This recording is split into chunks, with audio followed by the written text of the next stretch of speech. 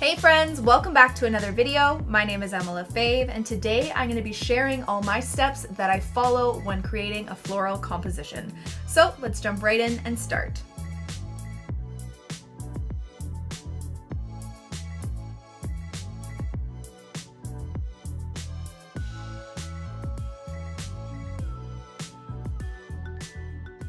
Okay guys, so today, like I said, we are talking all about floral composition, and yes, it can be a very tricky subject, but today I am giving you kind of the beginner rundown of a simple composition. It's kind of my go-to composition of what I follow for almost all of my florals. And as you kind of develop this, you can, branch off and try new things, but this is kind of the basics of what I follow. You do not have to follow this, and not everybody has to. This is just what I have found what works for me, because floral composition was a very difficult thing for me, especially at the beginning. I just didn't understand unless I was following someone else's tutorial or guide. It just never looked the same, and there are still times it doesn't look right. But when I'm usually following these little tips, it tends to work out well. So my first thing I'm going to talk to you about is kind of like a rule of odd numbers. Okay, I find when you have even numbers of flowers, it can look a little bit too uniform and structured, where it just looks unnatural. Okay, so we're going to work in either 3s or 5s of flowers. Today I'm going to do 3, and then maybe we'll do some smaller ones around. But you don't want to do like, say 4, because then you have like 1, 2, 3, 4. It just looks weird. It looks boxy. It looks structured. You want it to kind of flow nicely. So you could always do 1, 2, 3, kind of like cascading down the page, or you could do 1, 2, 3 like a triangle. It just looks a little bit better when it's asymmetrical rather than symmetrical. So choose whatever flowers that you want to paint, and we're going to work in 3s. Also, you're going to want to make them slightly different sizes or types. If you have rows, rows, rows, it can look, again, a little structured and it doesn't flow as nice. You can do it, but if you're going to do, say, 3 roses, you might want to have a different perspective of one of them. So one top down, one facing that way, one facing that way. Today, I think I'm going to do a couple different flowers because I like the way that looks best, and we'll move on. Okay. So I'm going to grab some pink. I'm just going to go to my go-to composition for you guys. All right, let's start off with a peony, okay? And also when you are doing, sorry for the rambling, when you are doing, let's say 3, you want them facing outwards, okay? So if we have 1, 2, 3, this flower is going to face that way, this flower is going to face that way, this flower is going to face that way, okay? So let's start with our peony. My other tip, always start lighter with your colors rather than going in with full pigment, because you can always make it darker. You can't make it lighter. Okay, so let's just go with like a side view of a peony here. Okay, it's nice and light. And if you hear some outside, there's not construction today. It's the weekend as I'm filming this. You might hear the joy of my son playing with his neighbor friends. He's so happy right now. So if you hear some kids outside, that's my son and his friends, and he's so happy. So I hope that's a nice noise.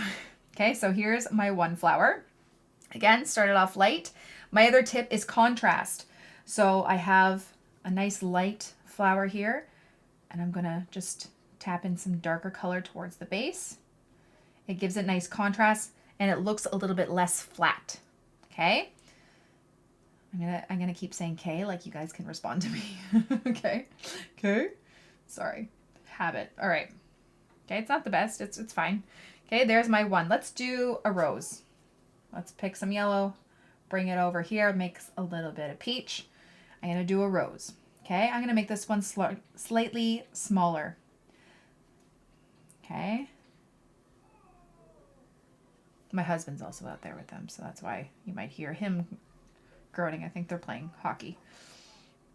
Okay, here we go. I'm going to have it blend in. So that's still wet, and I had it touch there, so that there's a nice little color bleed. That's just the way I like it. And as you notice, it's getting a little bit lighter as we're going around. I just keep adding a bit more water into my brush to make the outer petals lighter. This may be the lightest flower. Okay, so I have kind of like a medium color here, or medium value, a lighter value, and then I might make this a darker one for some contrast. I am going to grab a bit more pigment and just tap it into the center because that also creates more depth and shadow. Okay, like that. And I might just blend those out a bit more. Just water, have really soft edges. Okay, now let's do our final one down here. Now, it can get a little tricky because you might want a bit of greenery right there. So I'm just going to grab some green before it dries. And I'm going to tap it in there. Make sure you don't have too much pigment on your brush or water. I'm just going to have a little leaf kind of poking out the side there. A little bit of greenery, just a tiny bit. Okay, before we do our next flower, so it doesn't look like they're just like flowers mushed together. And I'm going to do maybe just a darker pink. Or should I do like orange? I don't know. Okay, so I have a medium color, light color. I'm going to make this a bit more vibrant, okay? So I'm going to do a little curve there. This is going to be kind of like an anemone.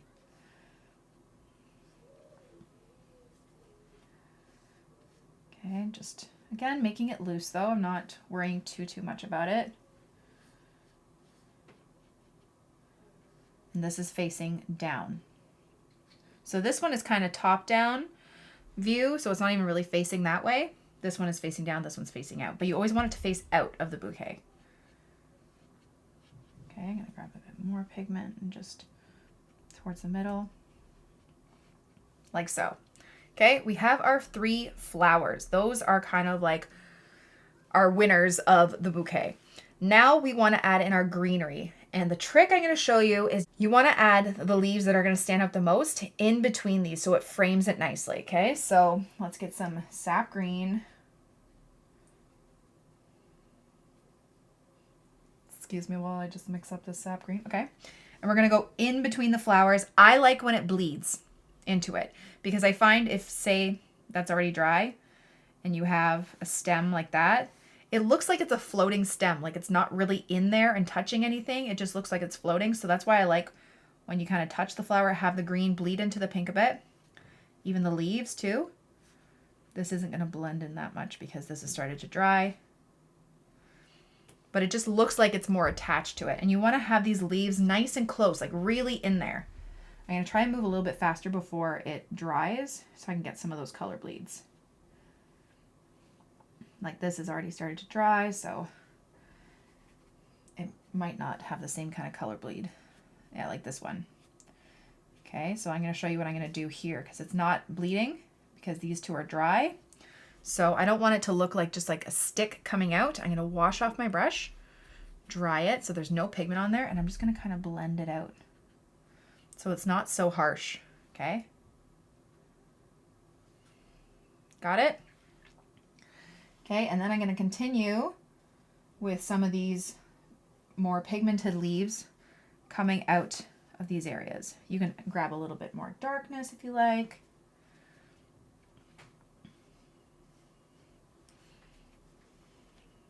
Still not going like full pigment, like where it's not super dark in color and saturated in paint. You don't want it to be too saturated because then it's going to kind of take away from the flowers a bit. Okay, so we have 2 petals, 2 leaves that kind of curve out, right? They're curving out towards those. They're not coming straight out. They're curving around.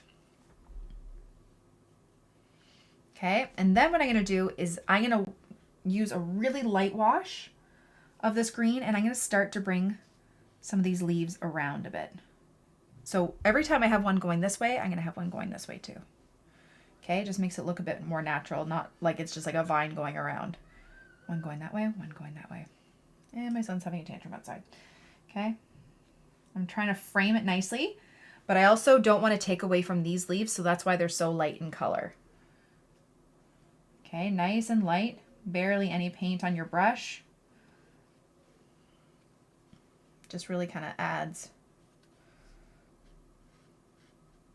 it adds fullness without being too vibrant. And it's also adding contrast. Like you see the difference, like you have these really nice dark leaves, but then you have the really light ones kind of framing it nicely. So we've done our 3 main flowers. Let's add some like fun little buds and stuff in there. I'm gonna grab some of this yellow, and you can just add some like little buds in there if you like. Oops. Maybe some over here. We'll connect it after. Okay, if you want it like kind of not symmetrical, but kind of even, you can have some over on this side too. It doesn't really matter. This is kind of where you can just kind of have fun with some smaller foliage. And if you saw my tutorial on smaller foliage, this is where you can add it in. And this is like one of my favorite parts, is just adding the little details in. So for this, I'm gonna add a little stem bleeding just a little bit into there, and tiny little leaves. Okay.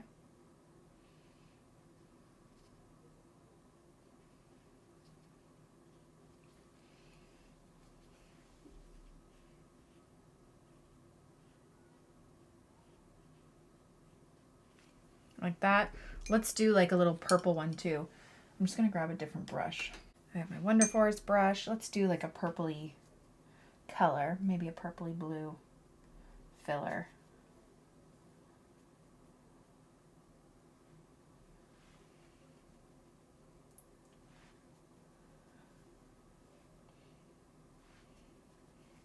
Okay, and I'm gonna see where it needs a little bit more fullness. So down here seems pretty full. Over here is a little bit more, you know, sparse, and over here too. So decide where you wanna go. And then I'm just going to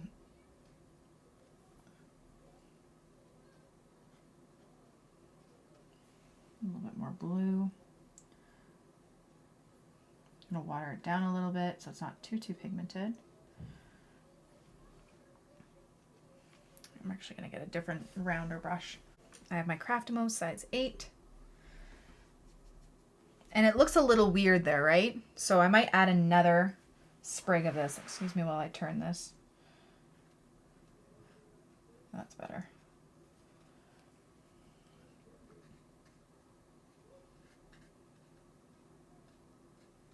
Okay, just to kind of have it together. Maybe a little cluster of them. Like that, and you can always drag like a little stem through.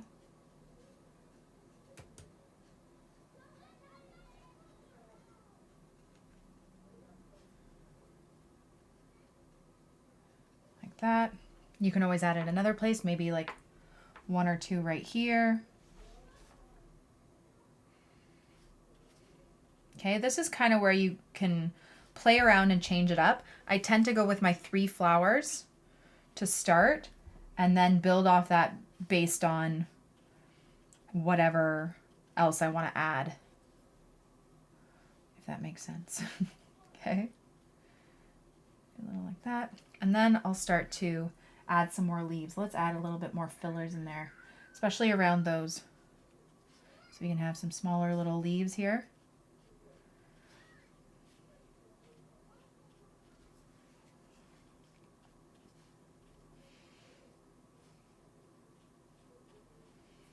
Like that. Oops.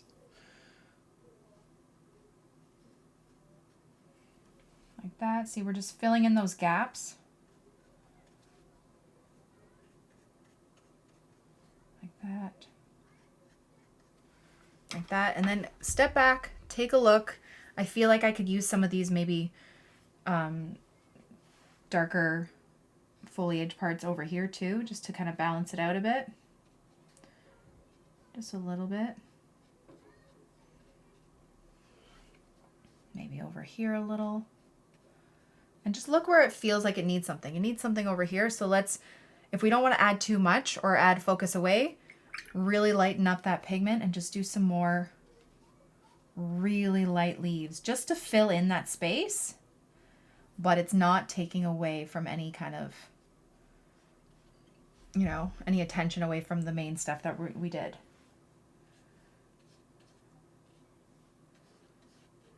I'm just doing simple leaf shapes.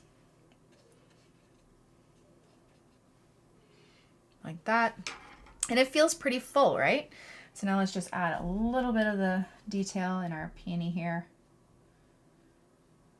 Just the center stamen bits. Same here.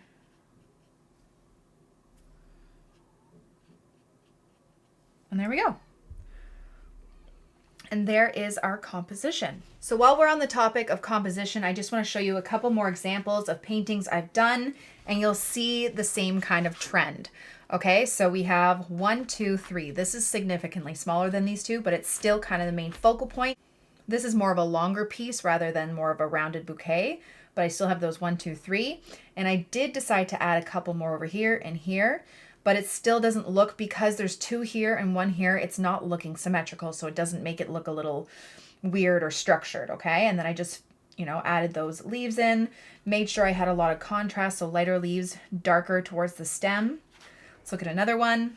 Same thing here, 1, 2, 3, added some fuller little flower buds around the sides. Again, added that contrast with the lighter leaves and the darker stems, and added contrast in color too. So I had lighter leaves, darker leaves, and look at the contrast with the flowers. I have that really nice pigmented peony, and then I have this lighter rose, and then this medium tone of a rose, medium value. Here's the one I did the other week. Again, 1, 2, 3, little flower buds, contrast in the color. I have some really dark leaves, light leaves. These ones I kind of outlined, which were fun. But again, contrast and the rule of 3. So this one is a little bit darker too. These ones are a little bit lighter. Play with the contrast. You don't want it to look flat. This is completely different, but again, 1, 2, 3.